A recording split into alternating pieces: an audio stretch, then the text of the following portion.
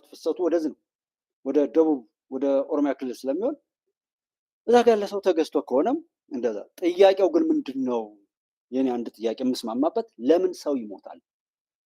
አሩሲ አንድ ቤት ወይም አንድ ከተማ ወይም አንድ ግቢ አይደለም። የራሱ የሆነ ትልቅ ሀገር ነው። ሰፊ ሎኬሽን የሚሸፍን ነው። አንዴ ምዕራብ አሩሲ፣ አንዴ ምስራቅ አሩሲ፣ አንዴ እንደዚህ የተባለ የተለያየ ሎኬሽን አለ። በዛም ይሁን በዚህ ግን ቅንጅታዊ አሰራሩ ከአመራሩም ሊኖር ይችላል። በኦርቶዶክስ ላይ ያነጣጠረና በትክክል እነዛ ኦርቶዶክስ መሆናቸው ብቻ እየተረጋገጠ ከሆነ ደግሞ ከቤተ ክርስቲያን ሰው አለ እነሱን ለመግደል። ጽላተ ታቦቱን ሲሸጥ የማይደብረው ሰው ሰዎች ሞቱ ብሎ አይደል። የአርዮስ ባህሪን የያዘ ሰው ያስቆረቱ ይሁዳ ነው ኢየሱስ ክርስቶስን በ30 ዲናር የሸጠው። ስለዚህ እሱን የሚሸጥ አለ። እንደዛማ ቢሆን እኮ ቃል እግዚአብሔሩ ላይ መስበክ ላይ ነበር። አትግደል፣ አታመንዝር፣ በሐሰት አትመስክር፣ አትቀማ፣ እንደዚህ የተባሉ 10ቱ ትእዛዛት። ከዛም በኋላ ልዩ ልዩ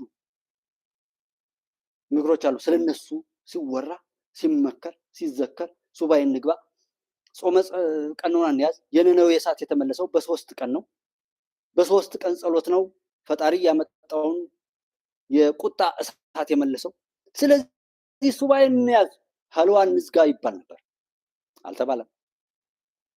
ለምን? ሰላማዊ ሰልፍ ነው የሰዎችን ሞት የሚያስቀረው?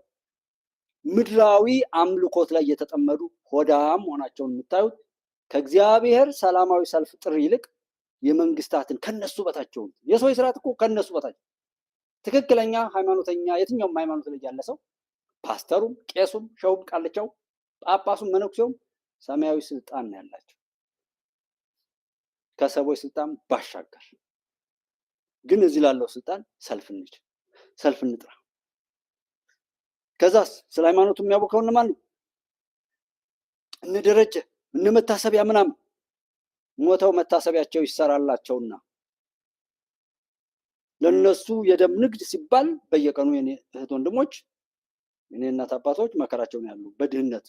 ግን እግዚአብሔር ለምን አይፈርድም?